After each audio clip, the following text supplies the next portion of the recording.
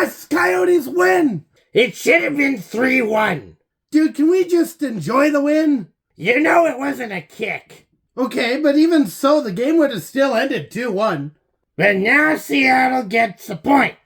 Who cares about their extra point when you've got edge-of-your-seat hockey? Yotes win 2-1 against the Seattle Kraken. We're so back, baby! So to preface this video, I do want to mention Caps and Canes game was played right before this one, and Sportsnet decided, hey, you get to watch the Caps and Canes game to its entirety through the overtime as well as their shootout. So I missed the first 5 minutes of the game, but it sounds like it was fine. I didn't have to really write many notes at all in the first period, so we're okay. And for basically all of the first period, the storyline was you got a bunch of chances. None of the chances were going in. Vejmelka and Decord were just standing on top of their head. There were a couple moments that were kind of dicey. I mean, Coyotes got their fair share of chances. There was one play where Michelli basically just passed the puck to the opponent. I don't want this. Here you go. Thanks. But overall, the first period was, for lack of a better term, kind of boring. There wasn't much that happened, and for the stuff that did happen, it was easily handled. I kind of got too comfortable with the goaltender. Like, you ever drive down the road at night, or like late in the day, there's no other traffic at all, and you kind of just ride with the comfort of, you've got the wheel, but you think that nothing can go wrong. And then suddenly, oh no, is that a semi? That's kind of what this felt like.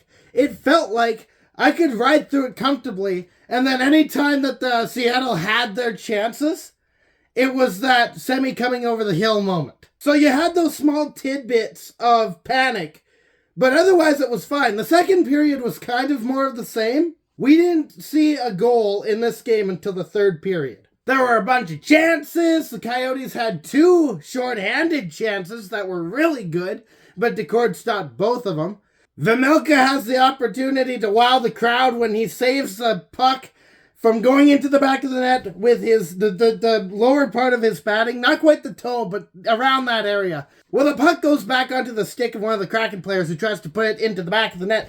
Bukestad's there as the puck is sliding through the crease, and he clears it out. So now we get to the third period, and I'm going to both be extremely happy and extremely pissed off in this one, probably starting with the pissed off bit. So to start things off, Kesselring gets in a tilt with Borgen. Kesselring wins the fight. However, I'm kind of pissed off. This is back to our beef with the broadcasters, but it's not on the broadcasters. It's on the camera crew for the broadcasters for the Kraken. Because again, God forbid I get the Coyotes broadcast.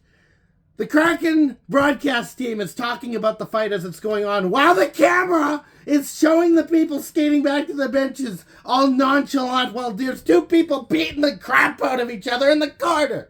Thankfully, they gave us the replay, but it would have been nice to see live. Kraken gets the first... Whoa, voice crack. Kraken gets the first goal of the game in a very wild sequence. A lot of passing, a lot of going back and forth. The Coyotes kind of collapse a bit. But in their collapse, they made like a line. I think it was trying to disrupt the pass, which it didn't work. There's a pass that goes across to the left side. He takes a shot. Vejmelka dives to try and save the puck. Vejmelka sprawling with the, I got it! I don't got it! But Evans will score his first goal of his NHL career for the Seattle Kraken on a one-timer. And it was one heck of an effort from the Coyotes. I can't be mad at that goal.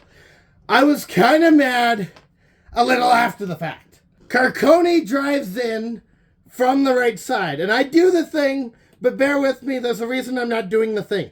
Carcone takes a drive off the right side, and he cuts in. As he enters the crease, he kind of gets wrapped up and tossed down, but the puck's free. And it goes across, McBain's skating in, and he puts it into the back of the net. Now that's a goal.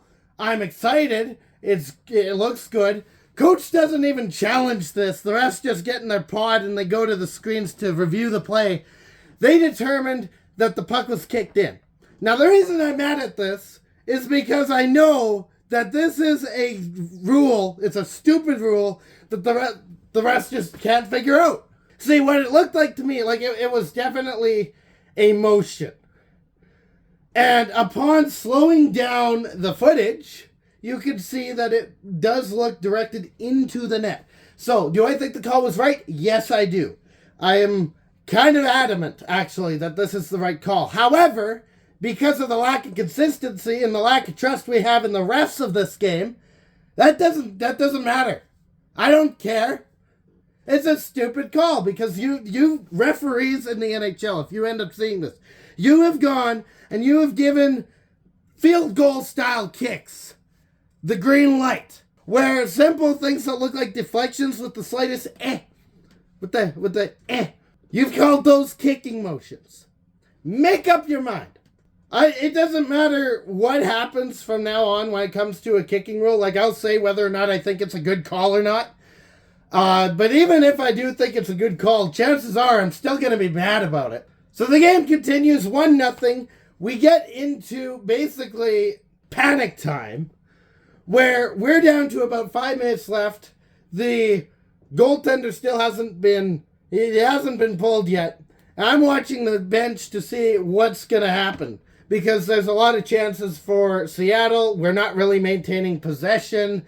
It's not looking good. And at around the 2-minute mark, before the timeout at $1:40 left to go in the third period, I basically called it quits. I just I relaxed. I started watching the game, just, head down in my arms, just very nonchalant watching the game. And then I'm watching as Bugstad comes in, and he tries a backhander. It doesn't go in. But is that Killer? Killer comes in, finds the rebound. He puts it into the back of the net with a bit of a tip up. And the game is tied with 68 seconds left to go in the third period, which is, in essence, the rest of the game. And after that, the Coyotes woke up, because to finish off the period, there were a couple chances where it looked like we might win this before it gets to overtime. One of those chances almost looked like it was a possibility for O'Brien, which, again, he's our violence guy. He's not supposed to be the one who's making these very last second heroics. There we go. But alas, nothing really comes of it. We go into overtime, and then it gets fun. There's really two plays I'm going to cover here. It was very much back and forth, like what you'd expect with overtime. The Coyotes doing their signature, going back into their zone to regroup, which apparently people don't like. Well, that sucks for you. One of the Kraken players tries to put the puck home, but he doesn't get enough on it, and it just slides across the crease, which turns into an opportunity the other way. Cooley passes it to Genther, who's got a breakaway. He skates in, he puts the puck into the back of the net, and that's how the game will end.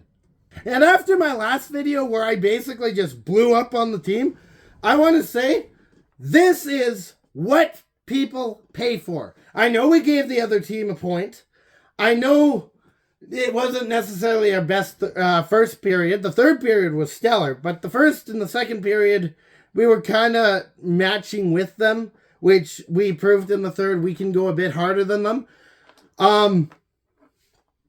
But this is what you come for. You come to see heroics. The points don't matter when you're watching something live. When you're watching something in the moment, it's the moment that matters. And when they went to overtime, especially having scored within just before the last minute of the game, the entire arena was going nuts. It sounds like a bit of an exaggeration considering the arena that we're in, but keep in mind, we seem to have a huge, like, whenever the Coyotes are playing at Mullet, there's a huge margin, differing margins of away fans and home fans. So you've got both fans in the building just going absolutely insane because they get more hockey. That's what you pay for. So in 2 days on Sunday, we play Dallas again. Oh no! So I'll be back for that. In the meantime, stay howling and go Yotes!